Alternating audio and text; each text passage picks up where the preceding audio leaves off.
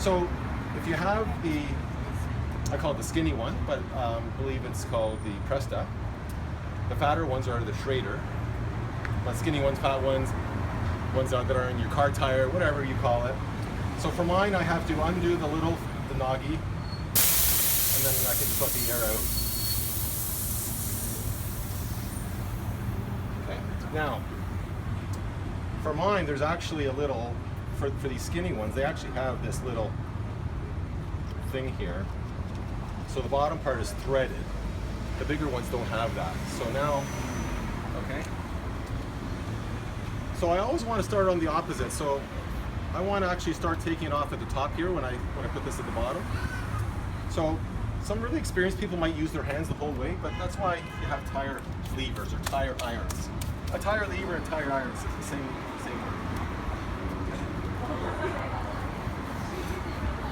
So I was explaining how it's nice to have 2 or 3. You could sometimes use one, and I could probably just do it with one, but I'll show you what you use multiple for. So some of them have a hook, so you can hands-free do that.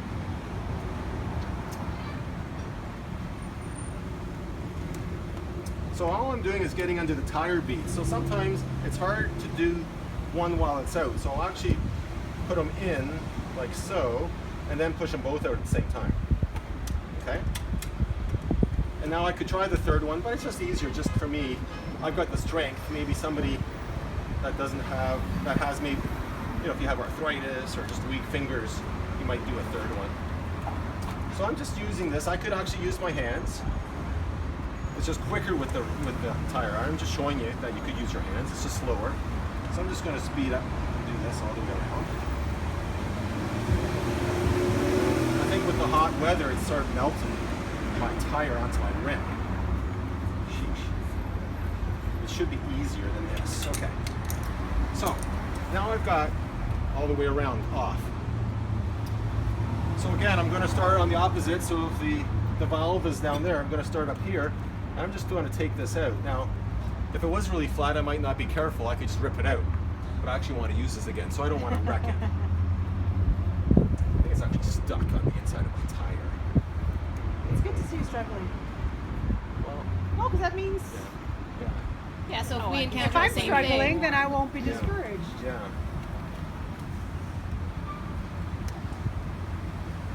By this point, I'll stick my finger out and ask to be picked up. Are you catching that on the video? I'll send this around after we can find out.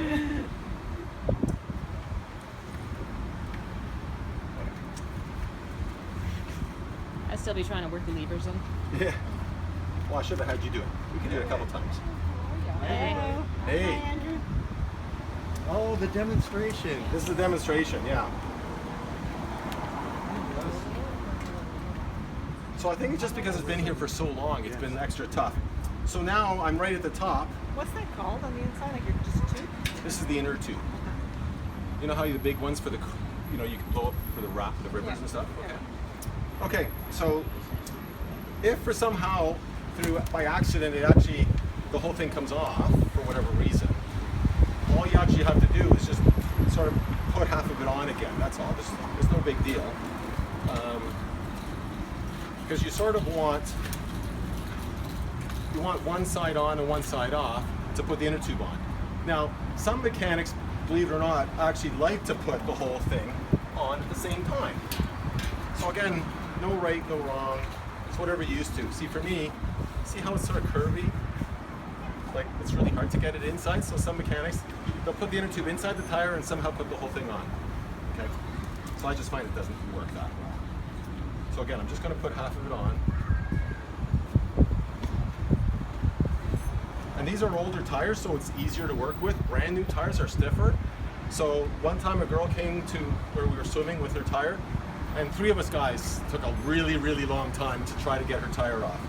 Okay, so the opposite now. Remember how I took this out of the hole at the top? I'm now putting this in here. Oh, so if this was completely flat, brand new, it wouldn't be nice and round, so there's still actually some air in here. It would be completely flat. You would actually put some air in. Feel this. You would put some air in it so it feels like that. Okay, so there's some air. Okay. And actually I would close this valve so that air would actually stay in there. So I'm going to put to the opposite and somehow get this in here. Now, it's really tricky or important to make sure you don't pinch your tube. So imagine it's a brand new tube. The reason you took the old one was because you had a hole or a pinch or something that caused it to be flat. Well, imagine you put in a brand new one and you actually cause a pinch putting it in. So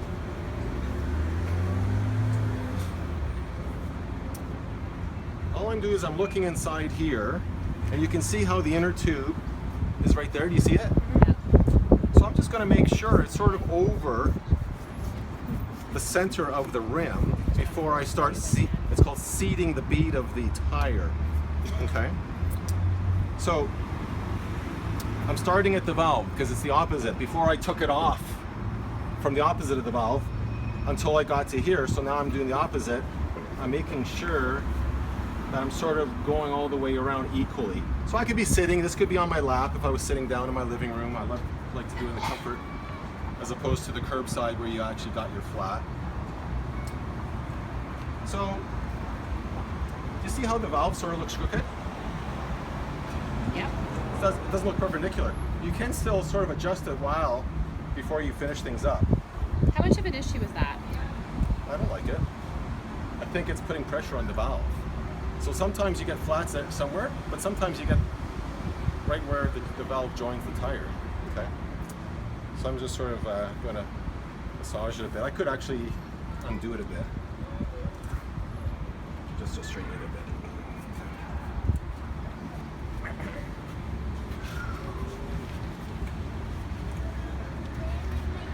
Okay, so I'm just going to. Now it looks more straight.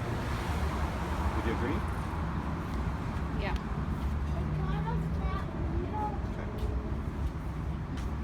Okay, is that better? Nice and straight?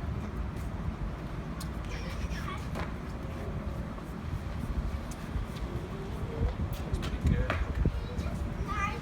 Now, again, depending on the strength of your fingers and the age of your tires, these are really supple tires. See how easy that was? Yours probably won't be like that. So looks fair. So say, for example, it wasn't completely easy like that, and there were still some out here. So I'm going, can't do it, I'm using my muscles. Well, you could literally, as long as you're careful not to pinch the inner tube, you know, instead of the lip, instead of going like that curve, I'm going to put it like that. And I could do that. Okay, so just, but I'm being careful not to pinch the inner tube. So, it now looks like it's all closed.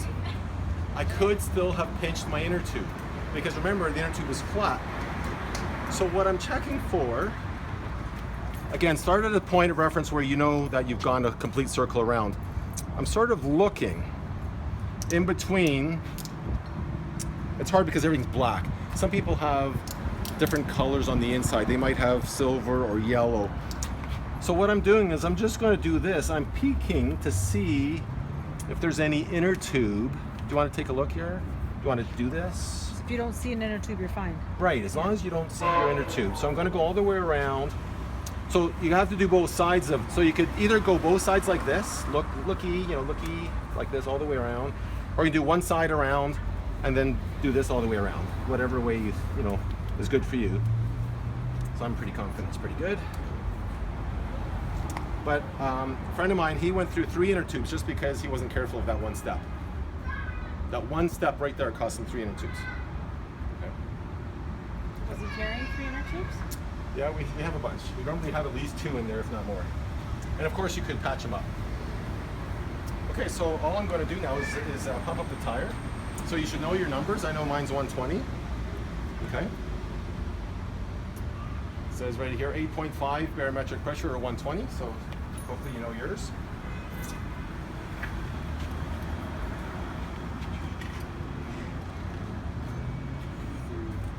Oh, so the reason why that nut's there is if I try, it'll still work because I actually buy the ones with extra long valves. You can buy these in 3 different lengths. But if I had short ones, see how it pushes up? Okay. Now, if you had the regular size ones, you'd actually almost lose your valve completely inside your tire. the advantage of this now, and don't over tighten that. If you over tighten that, you're just going to pull the whole valve right off the tire. So now it's going to stay in place. Okay. So now I'm looking for the 8.5 bars or 120 psi.